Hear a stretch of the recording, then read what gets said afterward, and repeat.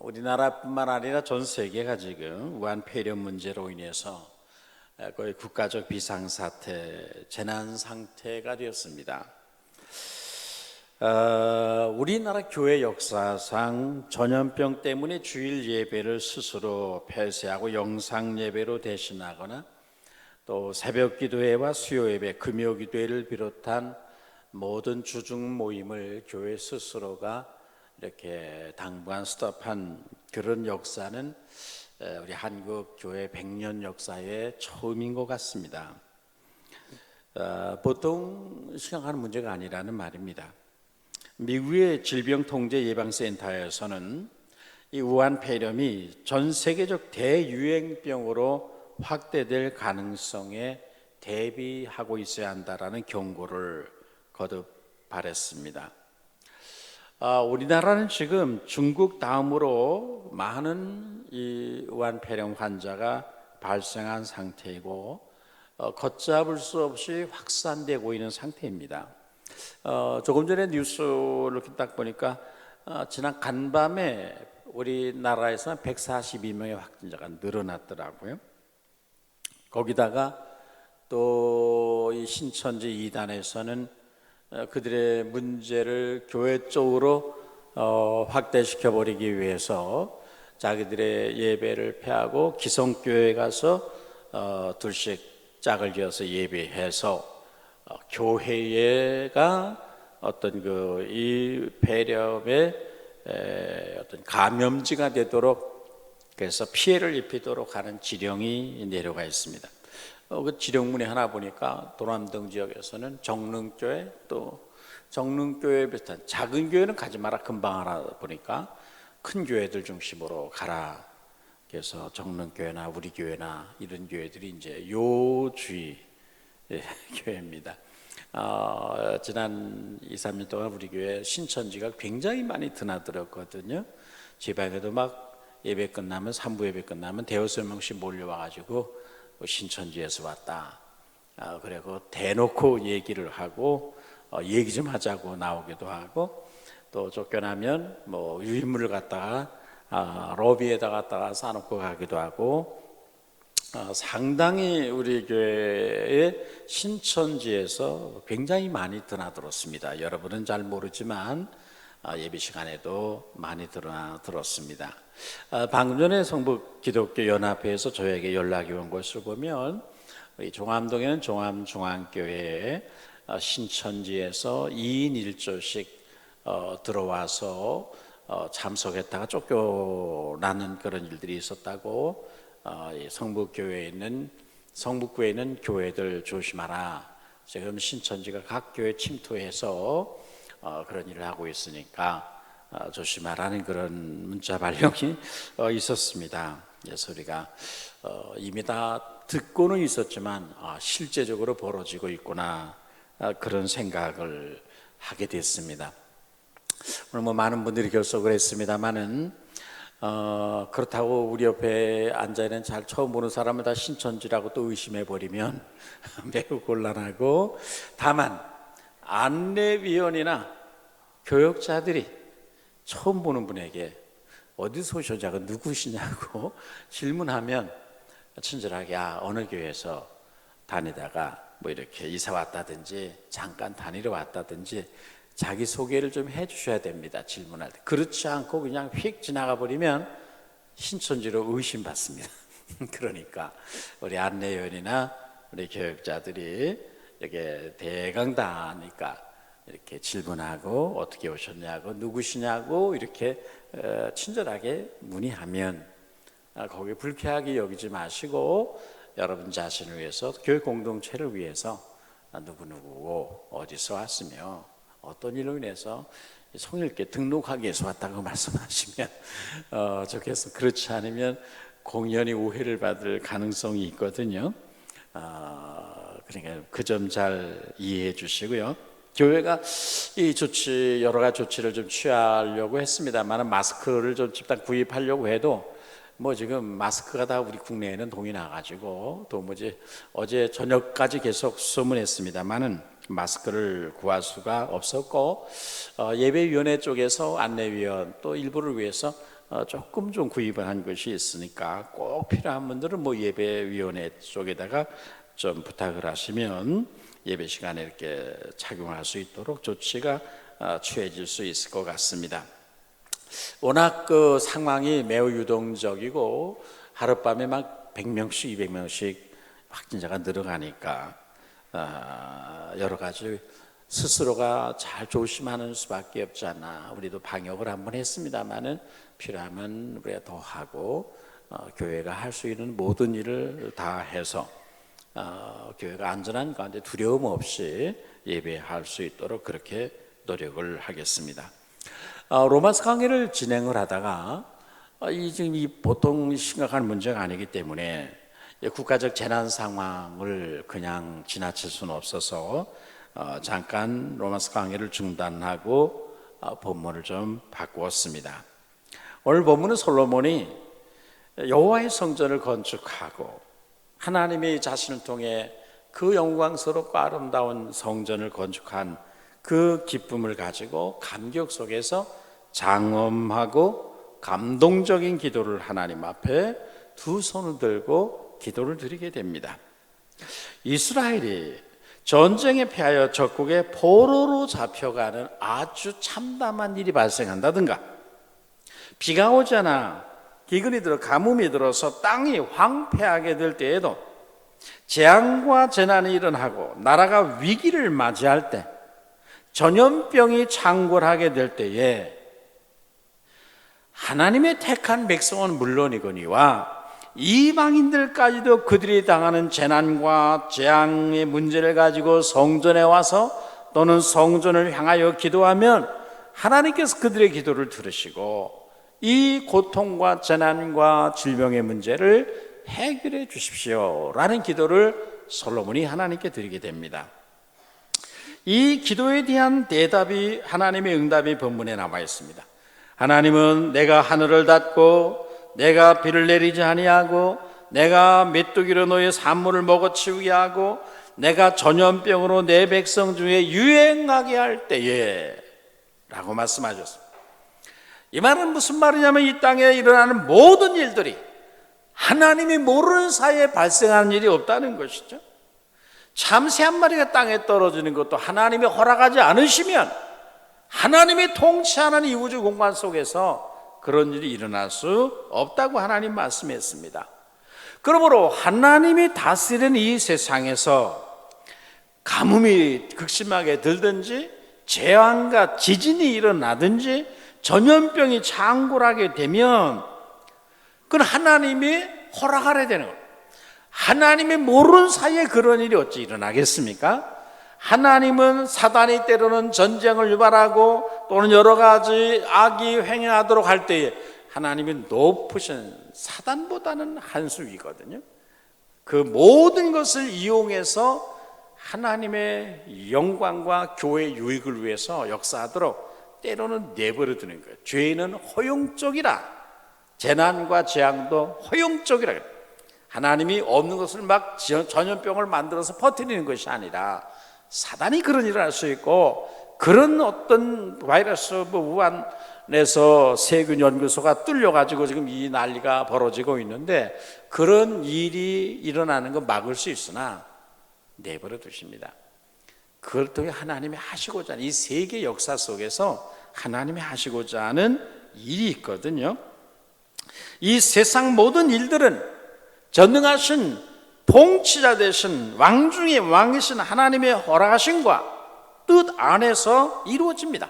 그러므로 이 땅에서 일어나고 있는 크고 작은 재난과 재앙들, 전염병들 속에는 우리가 귀담아 들어야 할, 우리가 두렵고 떨리는 마음을 가지고 귀를 기울여야 할 하나님의 음성이 그 속에 있고, 우리가 깨달아야 할 하나님의 메시지가 이 역사적 사건들 속에 내재되어 있다는 사실을 우리가 기억해야 된다는 말입니다.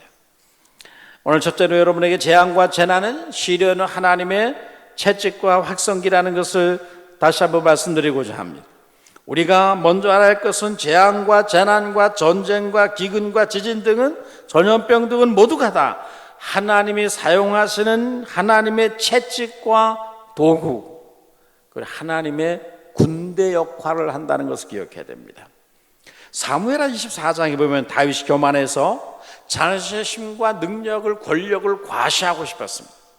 자신의 영광과 권력이 얼마나 큰 것인가를 과시하고 싶어서 인구조사를 시키는데, 이 일로 말미암아 그 교만이 하나님의 진노를 사게 됩니다. 그때 하나님께서 다윗에게 3가지 중에 하나를 너 선택하라. 첫째는 7년 동안 기근을 내 땅이 당하든지, 둘째는 아니면 석 달 동안 전쟁을 만나 도망다니는 괴로움을 너희 나라가 당하든지, 아니면 세 번째로 사흘 동안 전염병으로 네 나라가 전염병이 창궐하게 돼서 고통을 당하는 그 일을 겪든지, 이 3가지 중에 너는 하나를 선택하라고 말씀했습니다. 금요일에도 여러 차례 말씀드렸습니다만, 요한계시록에 보면 지상에서 일어나는 모든 전쟁과 기근과 재앙과 지진과 전염병들은 모두가 하늘에서 하나님의 진노의 대접을 천사를 통해 땅에 쏟을 때 지상에서 벌어지는 일들이었습니다. 지상에서 일어나는 어떤 재앙과 재난과 전염병의 창궐도 하나님의 역사적 심판, 하나님과 관계없이 일어난 일은 없다는 것입니다. 세상 사람들이 들으면 굉장히 기분 나쁘고 비난하고 뭐라고 포부될지 모르지만, 성경적으로 보면 이 지상에서 일어나는 어떤 일도 하나님과 무관하게, 하나님 모르는 사이에 은밀히 제멋대로 일어나는 일은 없습니다. 여러분, 하나님은 애굽의 바로를 칠 때 자연재해나 메뚜기 재앙이나 파리 재앙이나 우박 재앙이나 피 재앙이나 개구리 재앙이나 악질 재앙, 온갖 재앙들을 동원하고 전염병을 동원해서 하나님을 대적하고 교만한 바로를 하나님이 치셨습니다. 종기, 악질, 사람뿐만 아니라 짐승들에게까지 온갖 우박과 개구리들과 메뚜기들과 파리와 이 재앙에 이르기까지 이 모든 것들이 하나님의 군대가 되어서 하나님을 대적하고 서로 교만에 높아진 자를 심판하게 됩니다. 그들은 하나님의 도구요, 하나님의 채찍이요, 하나님의 군대가 되었습니다. 그뿐입니까? 이스라엘이 가나안 땅에 들어가 우상 숭배, 귀신 숭배에 빠질 때마다 하나님은 그들을 징계하실 때 주로 3가지를 씁니다. 전쟁, 그 다음에 기근과 때로는 홍수, 세 번째는 전염병. 이 3가지가 하나님이 백성들을 징계하시고 채찍질하시고 정신 차리게 하게 하실 때 제일 항상 사용하는 하나님의 도구들이었습니다. 그래서 모든 재난과 재앙들, 전염병들, 그것이 이 땅에 가득하게 퍼져나갈 때는 하나님의 백성들은 주의해야 됩니다. 이 속에서 하나님은 우리에게 뭐를 말씀하시려고 하시는가? 이 역사적 심판, 이 역사 속에서 나타난 하나님의 손가락인데, 이 속에서 이것을 통해서 하나님이 이 땅의 인간들에게 충고하시고 권면하시는, 경고하시는 교훈이 없는가? 이 속에 들려온 하나님의 음성은 무엇인가? 이 문제에 하나님 백성들은 잘 귀를 기울여야 됩니다. 20세기 최고의 기독교 사상가와 문학가인 C.S. 루이스는 우리가 잘 아는 매우 유명한 말을 했습니다. 고난은 하나님의 확성기라. 사람들이 영적인 귀머거리거든. 평안할 때 하나님이 아무리 말해도 듣지 않습니다. 귀가 먹어서 하나님의 음성을 못 듣습니다. 하나님이 아무리 말씀해도 성경대로 하면 10,000가지로 말씀을 해도 뒤로 던져버립니다. 나와는 상관없는 말씀으로 여깁니다. 그래서 하나님은 이런 고난과 재앙과 지진과 질병들을 통해서 인류를 향해서 소리치는 겁니다. 외치시는 겁니다. 그래서 확성기라 그런 말합니다. 그러므로 국가적 재앙과 재난과 질병이 창궐할 때는 이 환난 속에서 들려오는 주님의 음성은 없는가? 이것을 통해 하나님이 우리에게 무엇인가 경고하고 말씀하시는 것은 없는가?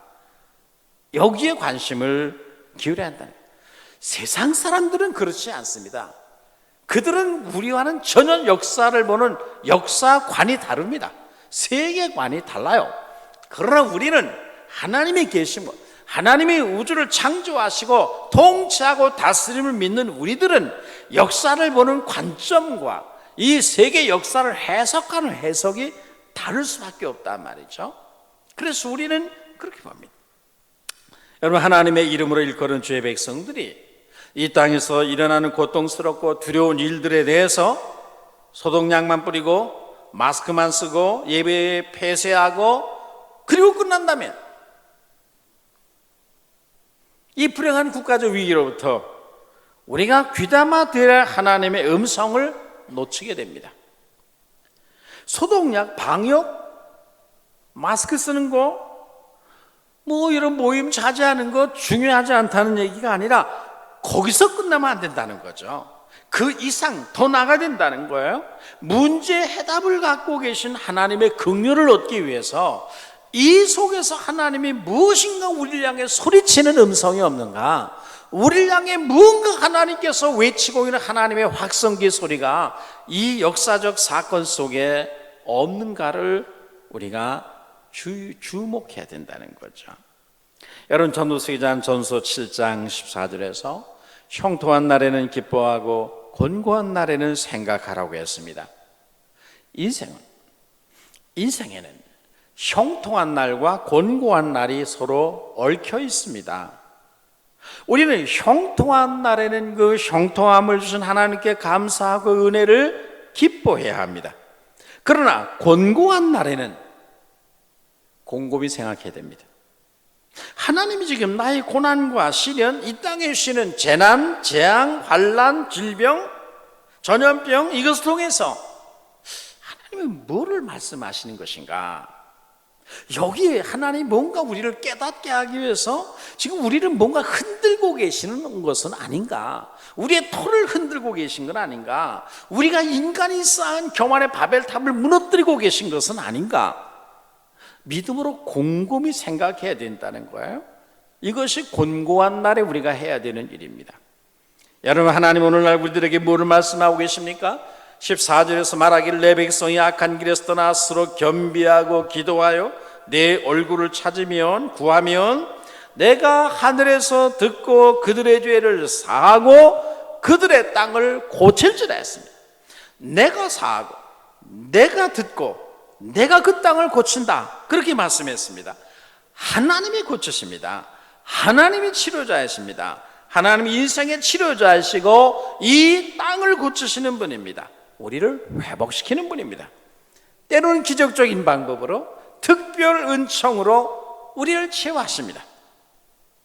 때로는 일반 은총으로 의료인들을 통해서, 의학을 통해서, 의술을 통해서, 제약회사들의 수고를 통해서 질병을 퇴치하는 약을 개발하게 합니다. 인간은 이 세상의 어떤 피조물과도 다른 유일하게 하나님을 닮은 존재로 형상으로 지어졌습니다.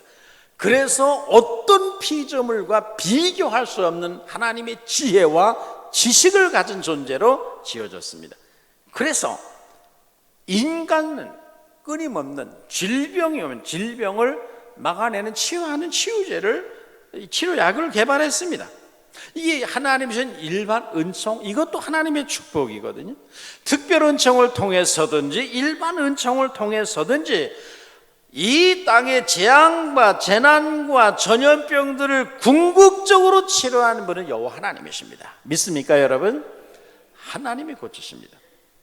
그런데 하나님이 우리를 치유하시고 고치는 데는 세 가지 조건이 있습니다. 내 백성이 악한 길에서 떠나서 스스로 겸비하고 기도하여 내 얼굴을 찾으면 내가 듣고 용서하고 고치겠다, 그렇게 말씀했습니다.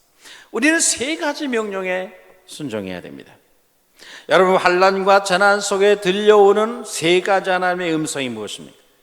첫째는 너희는 악한 길에서 떠나라는 것입니다.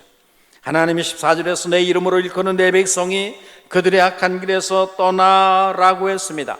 자연재해가 일어나고 전염병이 돌고 환난이 심하고 곤고한 날이 계속되면 하나님의 백성들은 내가 혹시 이 악한 길에 서 있진 않은가? 우리나라가, 우리 사회가 하나님이 진노하시는 악한 길에 서 있지는 않는가, 이것을 검토하고 그 악한 길에서 떠나야 되는 거죠. 여러분, 회개는 모든 치유와 회복으로 가는 관문입니다. 이 회개라는 관문을 통하지 않고는 하나님의 긍휼과 자비와 치유를 얻을 수가 없습니다. 회개는 하나님의 긍휼과 자비와 치유를 얻기 위해 들어가야 되는 첫 번째 관문입니다. 여러분, 우리가 일찍이 경험해 보지 못했던 재앙과 재난들, 국가적 여러 가지 위기 상황을 맞이하고 있습니다.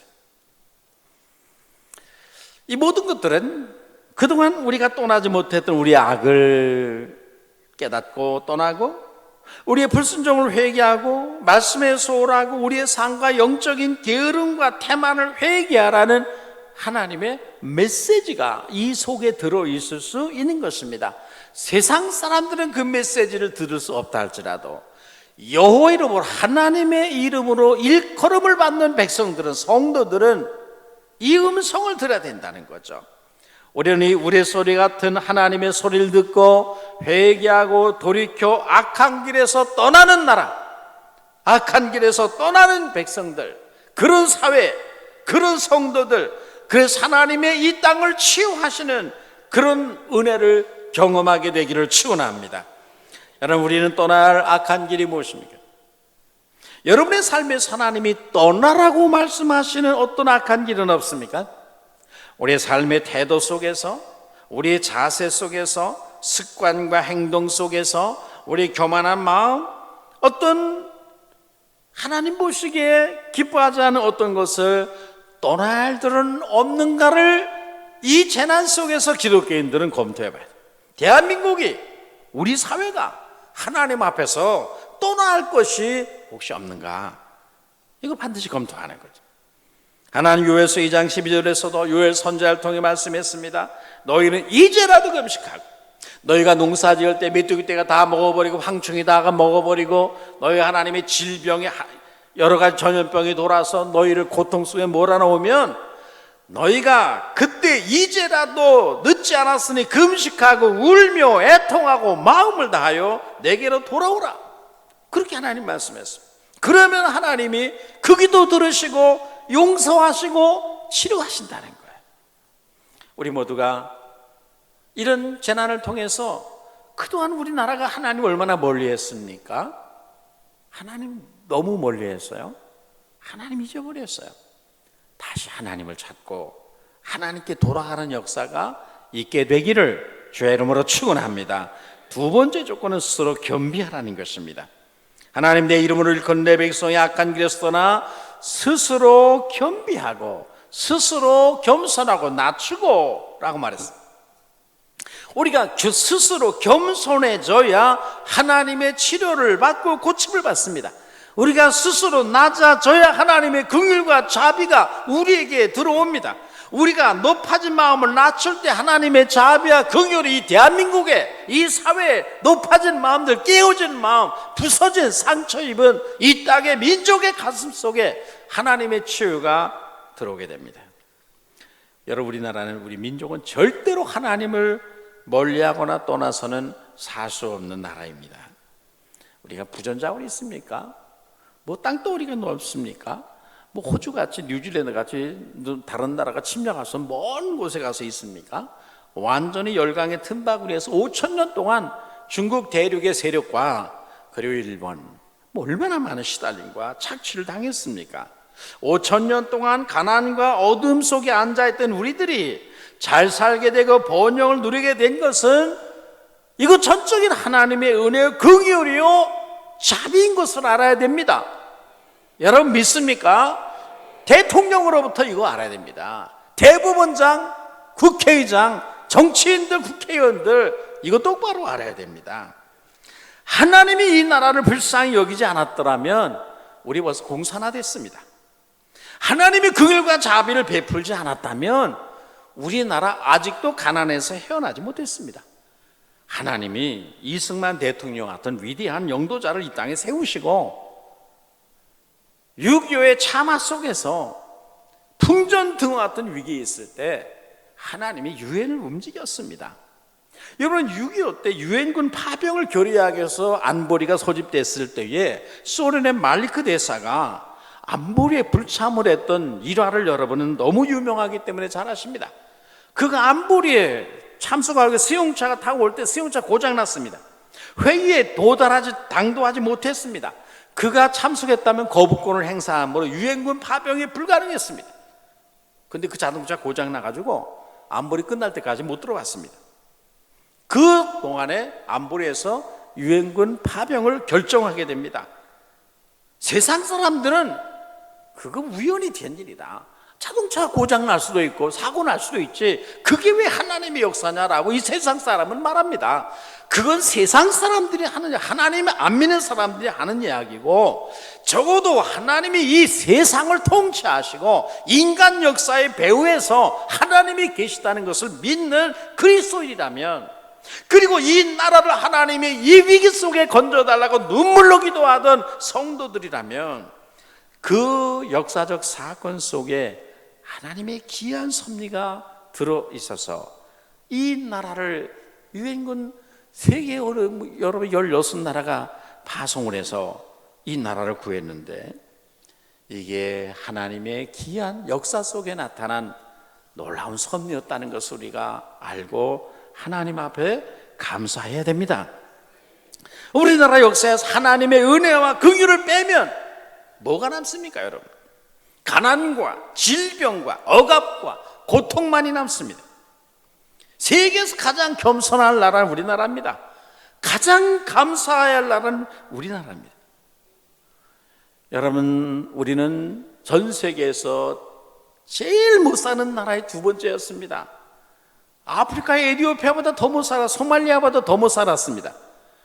50년 전, 60년 전만 해도요. 근데 5, 60년 만에 우리는 세계 10대 무역 대국으로 세계 역사의 중심 무대에 섰습니다. 이건 세계 역사에 유례가 없는 일입니다. 이건 기적이거든요. 누가 이 기적을 했어요? 이 기적을 누가 일으켰습니까? 물론 이 나라 백성들이, 노동자들이, 정치인들이 다 수고했습니다. 근데 수고 안 한 정치인들이 있습니까? 세계에? 일 안 하고 놀고 먹은 백성들이 세계에 있습니까? 다 나름대로 노력을 했습니다. 하나님께서 긍휼히 여기는 나라, 하나님이 불쌍히 여겨서 자비를 베푸는 개인과 집안과 나라가, 교회가 하나님 앞에 복을 받고 일어나게 되는 줄로 믿습니다. 근데 우리가 조금 잘 살게 됐다고 하나님 등지고 하나님 멀리하고 우상 숭배하고 귀신 숨기는데 빨라지고 강포해졌습니다. 우리보다 약하고 가난한 나라들 무시하고 업신여기고 늘 과시하고 다녔어요. 이런 모습으로 우리가 어떻게 하나님의 제사장 나라가 되냐 말이죠.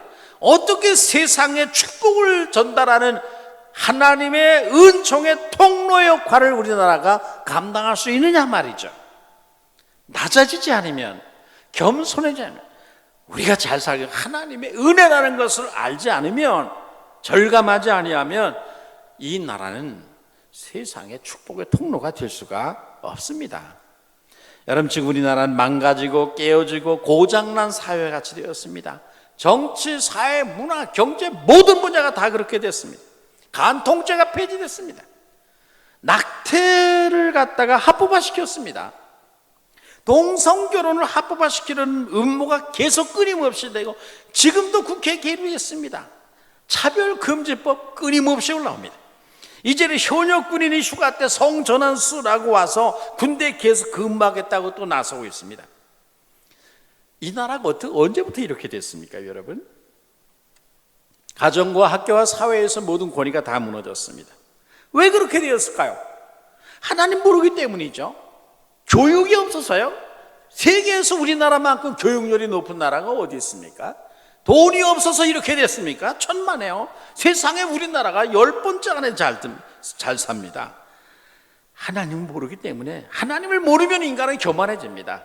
하나님을 모르면 인간은 자기 잘난 줄로 알아요. 자기 의에 빠져 있습니다. 하나님을 멀리하기 때문에 그렇게 되는 거죠.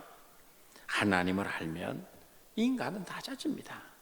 하나님 영광 성전에서 본 이사야는 화로다 나여 망하게 되었다. 죄 가운데 구하는 내가 높으신 거룩하신 하나님을 배웠어. 내가 어찌 살아남을 수 있겠는가? 탄식하거든요.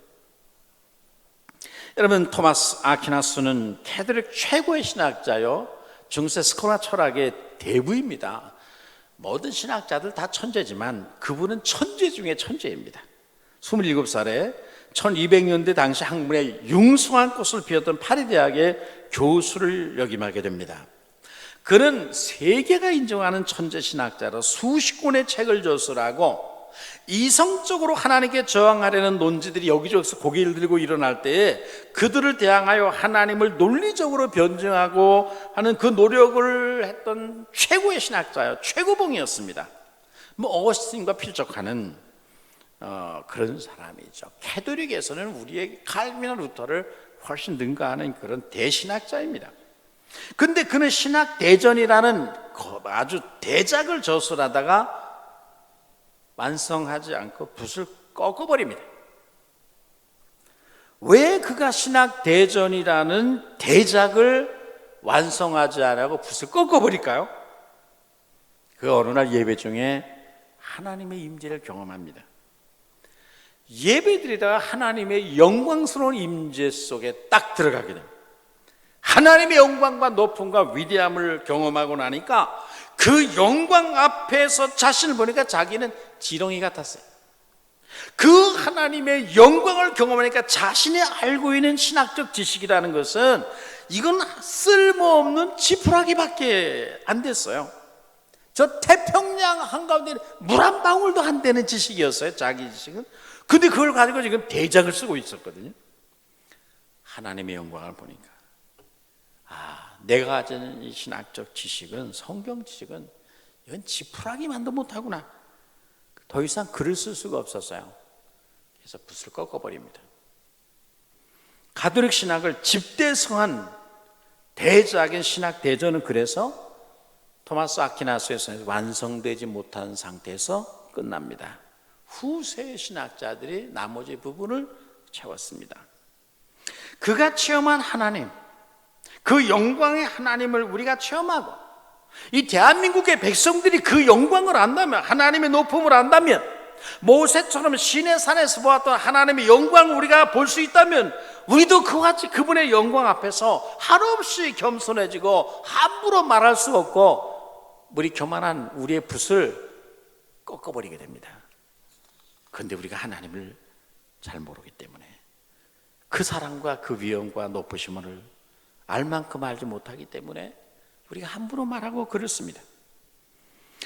여러분, 지금 우리나라가 어떻게 되고 있습니까? 지금 사람들이 더 이상 하나님을 알려고 하지 않거든요. 하나님께 관심이 없습니다. 옛날에는 물론 다른 데 관심 들 만한 것이 별로 없어도 그렇기도 했습니다만은 그래도 하나님께 관심이 있었어요. 밤낮 하는 얘기지만 어디 부흥회한다면 신년초 되면 원당 금식 기도 다 들어가고 기도원마다 발 들어올 틈도 없었습니다. 이 땅의 미션스쿨마다 다 학교에서 부흥회하고, 그저 옆 동네에서 부흥회한다면 보따리 싸가지고 저도 그렇게 많이 다녔습니다. 그런데 오늘날 사람들은 더 이상 이런 영적인 일에 관심 없습니다. 하나님을 더 알려고 하지도 않습니다. 하나님의 관심 밖에 있어요. 아무도 이 땅과 백성들의 망가진 마음을 고칠 수가 없습니다. 이런 우리들을 향해서 하나님이 말씀하시는 음성을 들어야 됩니다.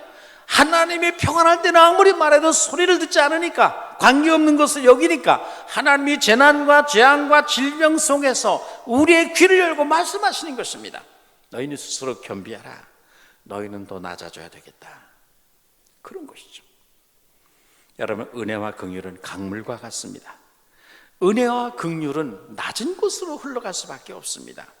우리가 스스로 겸비해지는 것은 하나님의 은혜의 강이, 하나님의 긍휼과 자비의 강물이 내게로, 다른 사람이 아닌, 다른 민족이 아닌 우리에게로 들어오도록 수로를 열고 개천을 여는 것입니다. 열왕기상 3장에 보면 하나님은 이스라엘이 아람나라와의 전쟁에 나갔다가 전멸당할 위기를 맞이합니다. 광에서 물을 얻지 못함으로 백성들이 목말라 다 죽어가게 생겼어요. 이때 검은 고를 탄 엘리사가 마침 거기 하나님의 사람이 있었는데 그에게 물었더니 하나님이 찬양 중에 영감을 주셔서 이 골짜기에 전부 개천을 파라. 그래서 수많은 개천을 병사들 동원해서 팠더니 다음날 새벽에 어디서 흘러가는지 하나님의 생수가 그 모든 개천을 다 흘러 넘쳤습니다. 그래서 그 백성들이, 그 군사들이 그 물을 마시고 싸웠습니다. 오늘도 하나님의 은혜의 강은 낮은 골짜기로만 흘러갑니다. 우리의 마음의 겸손의 골짜기에 하나님의 은혜의 강물이 흘러가고, 세상에 많고 많은 나라들이 있지만 하나님의 촛대는 끊임없이 옮겨 다니십니다. 어디로? 겸손한 민족, 그 마음이 가난한 사람들, 그 마음이 낮은 겸허한 마음을, 스스로 겸비케 된 마음을 가진 나라와 민족, 그들에게 성령의 불이 붙고 그들에게 복음의 강물이 흘러가고 하나님의 은혜의 촛대가 그들에게 옮겨지는 거거든요. 그런데 우리는 지금 은혜의 빗줄기가 한없이 약해졌습니다. 은혜의 소낙비의 빗줄기가 이슬비만도 못합니다. 요즘 옛날 같지 않잖아요. 우리는 이때 묵은 땅과 같이 굳어지고 완악해지고 강팍해진 마음을 갈아엎어야 됩니다. 우리의 마음에 하나님의 은혜가 흘러 들어올 수 있는 길을 내는 여러분 되시기를 축원합니다. 이 재난과 재앙과 환난과 시련은 바로 이런 일을 위해서, 우리에게 은혜를 베풀기 위해서 하나님이 역사의 배후에서 일하는 방법일 수 있다는 것을 기억해야 됩니다. 하나님을 국가적인 위기와 재난을 통해서 우리 백성들을 가까이 부르고, 너희가 너무나 멀리 내게서 떠나가 있다, 가까이 와라. 하나님 우리의 교만을 꺾고 계십니다. 우리의 자아를 부수고 인간이 쌓아올린 바벨탑을 무너뜨리고 우리의 견고한 터를 흔들고 계십니다. 중국 교만을 흔들고 무너뜨리고 계십니다. 뭐 이거는 불신자들이 들으면 저한테도 욕 되게 할 거예요. 지난 몇 년 동안 중국의 수많은 교회들을 시진핑은 포크레인을 동원해서 다 때려부셨고 수천 명의 선교사 다 추방했습니다. 우리 GMS에도 뭐 500가정 이상의 선교사들이 중국에 가 있었으면 거의 다 추방됐습니다. 지금 몇 명 안 남았어요. 수천 명의 선교사들 추방하고 교회를 다 때려부셨던 이 중국의 오만과 무례함을 하나님은 흔들고 계시는 거죠. 그들은 세계의 통로, 축복의 통로가 아니라 세계의 환자입니다. 중국은 아직 세계의 축복의 통로가 되려면 좀 시간이 더 필요한 것 같아요. 메르스, 사스, 우한, 폐렴 등 지난번에 뭐 아프리카 돼지 질병, 열병까지 있었는데 모든 질병이 중국 대륙에서부터 시작이 됐거든요. 그래서 세계의 환자라는 말이 나오지 않습니까? 그들이 세계의 하나님의 은총과 축복의 통로가 되도록 하나님의 부름을 받았는데, 이들이 조금 잘 산다고 교만해져 가지고 주변 약소 민족을 짓밟고, 그저 우리나라 얼마나 여러분 중국이 짓밟았습니까? 그들은 우리나라 속속들이 들여다볼 수 있는 수많은 레이더를 배치해 놓고, 우린 사드 하나, 우린 방어용 사드, 북한에서 미사일 쏘면 그거를 막아내는 방어용 사드 배치했다고 지금까지도 우리나라를 여러 모양으로 압박을 하고 여러 가지 못된 일을 하고 있습니다. 그렇지 않습니까, 여러분? 중국 겸손해져야 됩니다. 하나님 앞에서 그들이 세계의 축복의 통로가 되려면 그들은 낮아져야 됩니다. 중화 사상으로 해서 그들이 무슨 세계 주인인 것처럼 주변 나라들을 그렇게 짓밟고 약탈하고 지배하려고 하면 그들은 세계의 축복의 통로가 될 수가 없습니다. 우리나라도 겸손해져야 되고 중국도 겸손해져야 됩니다. 겸손히 하나님의 긍휼과 자비와 용서가 우리에게, 교회에, 이 사회에, 나라에 흘러들어가는 거룩한 통로요 자격입니다. 우리가 스스로 겸손해질 때 하나님은 우리를 치료하시겠다, 이 땅을 고치시겠다 말씀을 했습니다. 이런 어려움, 고통 속에서 우리는 높아진 마음이 없는가 점검하고 낮은 마음, 하나님 앞에 겸손한 마음, 함부로 하나님을 대적하던 글들을 붓을 꺾어버릴 수 있는 그런 겸허함을 회복하게 되기를 주의 이름으로 축원합니다. 마지막 세 번째로 하나님의 얼굴을 구하라고 했습니다. 이 땅에 재난과 재앙과 질병이 창궐하게 될 때 우리가 해야 될 일은 하나님의 얼굴을 구하는 것입니다. 여러분, 지난날 저도 신학대학에 다닐 때 전국에 가뭄만 들면 신학대학의 채플 시간에도 이 땅에 비를 내려달라고 기도 굉장히 많이 했습니다. 수업 폐지하고 특별 기도회를 하기도 하고 신학대학 뒷산 동산에 올라가서 이 땅에 비를 내려달라고 가뭄이 들어도 홍수가 나도 그런 기도를 많이 해요. 전국 교회가 그러지 않았습니까? 근데 요즘 가뭄 들었다고 무슨 뭐 기도회하고 대표 기도회 또 뭐 신학대학에서 이 땅에 비를 소낙비를 주십시오, 홍수가 났다고 해서 회개하고 막 그런 기도가 없어졌어요. 왜 그래요? 하나님의 귀한 도움 없어도 살 수 있다는 거예요. 그 정도 우리가 댐 만들고 저수 만들어 놨기 때문에 뭐 하나님이 비 안 내려도 우리 뭐 별로 양수기 동원해서 지하수 뽑아 올리면 된다. 하나님 의지 안 해요. 하나님의 은혜 없이도 마치 살 수 있다는 식으로 그런 사상에 우리가 물들어 버렸어요. 그런 사상이 우리를 지배하고 있기 때문에 별로 하나님 없어도 우리는 살 수 있습니다. 하나님 우리 별로 필요 없습니다. 우리 힘으로 살아갈 수 있습니다. 이 무신론적 사상이 우리를 지배하고 있습니다. 그래서 구하지 않는 거예요. 하나님, 내 이름으로 일컫는 내 백성이 그들의 악한 길에서 떠나 스스로 낮추며 기도하며 내 얼굴을 찾으면 내가 하늘에서 듣고 그들의 죄를 사하고 그 땅을 고칠지라. 하나님의 얼굴을 구하라. 이 말은 하나님의 영광과 은혜를 구하라는 말입니다. 하나님의 얼굴은 그분의 영광과 은혜를 상징, 하나님의 팔은 그분의 축복, 건강, 능력, 번영, 성공, 출세, 뭐 그런 선물들을 말합니다. 여러분, 하나님이 우리에게 요구하는 것은 하나님의 얼굴을 구하라는 거야. 하나님의 임재, 하나님의 영광, 그분의 임재 안에 거하는 삶을 구하라는 것입니다. 이 말은 다른 말로 하면 하나님의 얼굴을 구하라는 것은 하나님과의 관계를 회복하라는 것입니다. 친밀한 관계. 여러분에게 묻고 싶습니다. 여러분 하나님과의 관계는 어떻습니까? 아주 친합니까? 성경은 아브라함을 가리켜 하나님의 친구라. 그래서 하나님이 소돔성을 말할 때도 아브라함에게 아브라함이 나의 친구인데 내가 어찌 아브라함에 내가 하려고 하는 이 비밀을 말하지 않겠는가? 소돔성을 파멸시킬 것을 하나님이 그에게 계시하십니다. 여러분, 하나님의 친구입니까? 예수님은 내가 너희를 친구처럼 대하겠다 말씀했습니다. 문제는 친구인데 생전 그분을 가까이 하지 않고 1년에 한 차례, 2년에 한 차례 만나면 그것이 친구라고 할 수 있겠어요?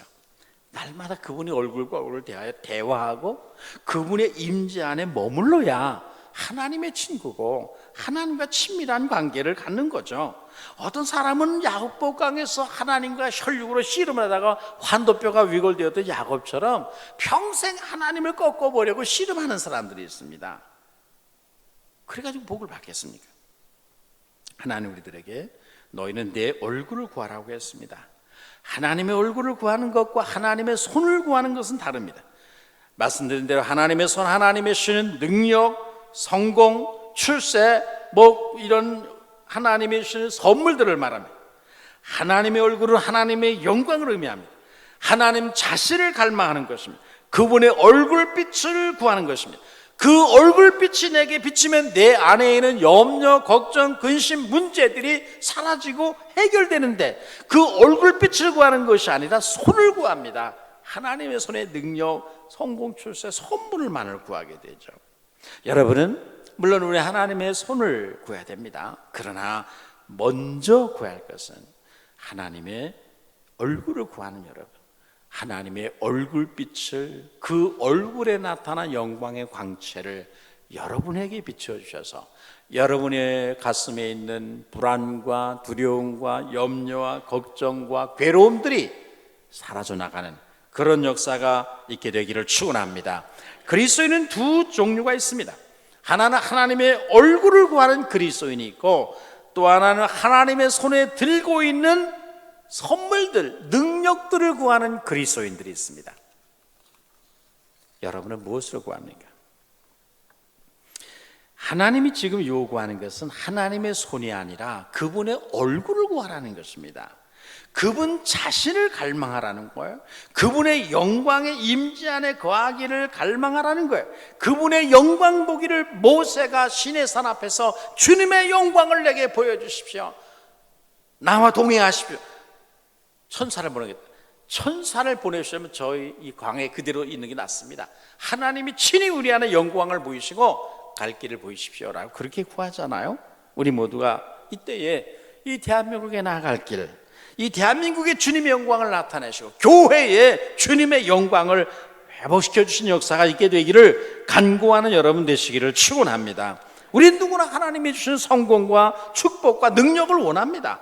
목사인 저도 하나님의 능력과 도우심으로 교회가 크게 부흥되기를 자나깨나 소원하고 있습니다. 그것은 평생의 소원입니다. 그것도 물론 중요합니다. 그러나 더 중요한 것이 있습니다. 하나님이 진정 원하는 것은 그것이 아니라 성공이나 번영이나 출세가 아니라 교인 숫자가 많아지는 것이 아니라 그분과의 친밀한 교제요, 친밀함입니다.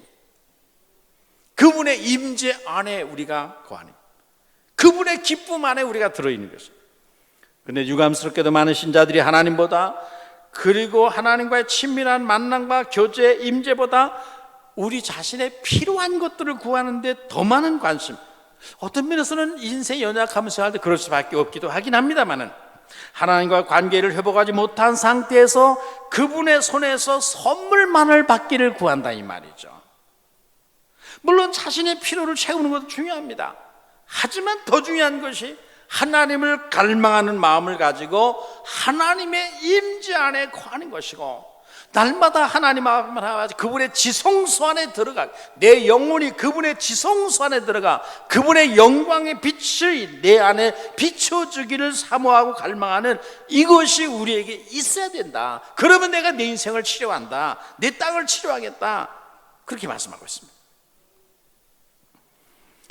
여러분, 하나님은 국가가 위기를 만나고 재앙과 재난과 질병이 창궐하면 하나님과의 관계, 하나님과의 거리가 얼마인가를 재보라고 하십니다. 하나님과 여러분의 거리는 얼마입니까? 1km입니까? 100km입니까? 1m입니까? 아주 가깝습니까? 모든 사람이 한미 관계만을 중시하고 말하고 중국과의 관계만을 맨날 말하며 싸웁니다. 그럴 수 있습니다. 그러나 기독교인들은 달라요. 우리는 다른 사람들이 한미 동맹 관계를 말하고 중국과의 관계를 말해가지고 뭐 그럴 때에 우리는 전능하신 우리 주 하나님, 역사의 주관자가 되시는 하나님과의 관계를 외치는 그런 성도들이 되어야 할 줄로 믿습니다. 이건 교회만이 할 수 있습니다. 세상 사람들은 그런 말을 할 수가 없습니다. 그런 말을 하면 세상을 싫어하고 비난하고 교회를 향해 아마 대포를 쏘아댈 것입니다. 온갖 매스컴이 들고 일어날 겁니다. 그러나 우리가 가만히 있으면 누가 하나님의 음성을 대변하겠습니까? 누가 이 세대에 성령이 주시는 말씀을 대언하겠습니까? 우리 이 땅에 하나님의 영광이 나타나기를 갈망해야 됩니다. 우리 대한민국 국민들이, 이 사회가, 인류가 하나님을 갈망하는 마음으로 가득하기를 구해야 됩니다. 창조주 하나님을 알고 그 하나님의 영광 가운데 가기를 사모하는 마음을 이 대한민국 국민 속에 회복시켜 주시고, 이 대통령으로부터 전 국민에게 이런 회복의 역사가 일어나기를 교회는 기도해야 된다는 말이죠. 여러분이 가장 열정적으로 구하고 소원하는 것이 무엇입니까? 다윗은 시편 27편에서 이렇게 말했습니다. 너희는 내 얼굴을 찾으라 하실 때에 내 마음이 주께 말하되 여호와여 내가 주의 얼굴을 찾으리이다 하였나이다. 여러분, 다윗 왕이 어떻게 하나님의 은혜가 떠나지 않은 위대한 생애를 살 수 있었습니까? 다윗이 위대해진 비결이 무엇입니까? 학력이 좋아서입니까? 말재주가 있었습니까? 카리스마가 있었기 때문입니까? 아닙니다. 그는 은혜 앞에 나아갈 줄 알았기 때문입니다. 은혜의 소중함을 알기 때문입니다. 다른 것은 다 포기해도 하나님의 은혜 없이는 내 인생은 nothing이다라고 생각하기 때문입니다. 하나님을 사랑하여 어디를 가든지 그는 하나님을 갈망하는 마음을 항상 품었습니다. 이것이 그 인생의 위대함의 비결입니다. A.W. 토저는 하나님을 자기 보물로 소유한 사람은 그분 한 분 안에 모든 것을 갖는다고 그랬습니다. 여러분의 인생의 보물이 무엇입니까? 여러분의 인생의 최고로 보호하고 소중하게 여기는 보물이 무엇입니까? 하나님을 여러분의 인생의 보물로 가슴에 소유하시기를 주의 이름으로 축원합니다. 그러면 다른 모든 것은 저절로 소유한 것입니다. 내 마음에는 내 인생의 최고의 보물이 계신다. 사람들은 병고와 마병을 의지하고 자랑하고 여러 가지 재물을 자랑할 때 나는 여호와 하나님을 자랑하리로다라고 선언하십시오. 그분을 잃어버리지 않게 하시고 그분을 멀리하지 않도록 주의하십시오. 늘 그분의 얼굴을 구해야 됩니다. 하나님께서 이 대한민국에 긍휼을 베풀어 주시도록 교회는 기도해야 됩니다. 아침 보니까 총회에서 공문이 내려왔더라고요. 이 2주간 동안 전국교회가 이를 위해 기도하자. 그때 항상 뒷북치고 있어요. 벌써 됐어야 되는데 말이죠. 그러면 하나님은 하늘에서 듣고 그 죄를 사하고 그 땅을 고칠지라고 했습니다. 우리는 하나님의 얼굴을 구하고 그분의 은혜를 가지고 담을 넘어가 하나님의 축복의 통로가 되고 치유와 회복의 통로가 되는 성도들 교회 되시기를 주의 이름으로 축원합니다. 재앙과 재난과 아픔과 괴로움과 질병을 가져다주는 통로가 되면 안 되잖아요. 세계를 불행하게 만들잖아요. 우리는 하나님의 은혜와 축복의 통로가 되어서 세상의 거민이 하나님의 백성들로 인해 복을 받게 하도록 부름받은 사람들입니다. 그래서 우리가 하나님 앞에 이 재앙과 재난, 국가적인 이 시련을 통해서 오히려 영적으로 깨어 일어나 이 땅에 하나님의 영광이 나타나고 하나님의 긍휼과 자비와 용서와 치유와 회복이 일어나기를 기도함으로 해서 우리 모두가 주님의 크신 치유를 경험하는 역사가 있게 되기를 축원합니다. 거룩하신 하나님 아버지 은혜를 감사합니다. 이 나라 아니 전 세계가 갑자기 일어나는 이 질병으로 인해 전염병으로 인해서 환난과 시련, 대혼란이 일어나고 있습니다. 거룩하신 하나님, 이 땅의 기독교 100년 역사에 있어서 이런 질병, 전염병 때문에 하나님의 교회가 스스로 예배를 폐쇄하고 그리고 기도회를 폐쇄하고 하나님 앞에 영상으로 예배하고 새벽 기도를 폐쇄한 역사가 기독교 역사에 아직까지는 없었습니다. 그런데 지금 이런 매우 참으로 놀라운 이 사태가 지금 비상사태가 발생하고 있습니다. 주여 이 땅을 긍휼히 여겨주시고 대한민국의 교회를 불쌍히 여기시고 우리가 축복의 통로가 되도록 이 나라가 모두가 하나님 앞에 엎드려 기도하고 긍휼을 구하고 하나님의 얼굴을 구하게 해주셔서 하나님의 교회가 전염병, 질병, 고난, 재난의 통로, 오염, 감염, 발원지가 아니라 축복과 은혜와 하나님의 놀라운 평강의 통로가 되도록 역사하여 주시옵소서. 예수님의 이름으로 기도하옵나이다. 아멘.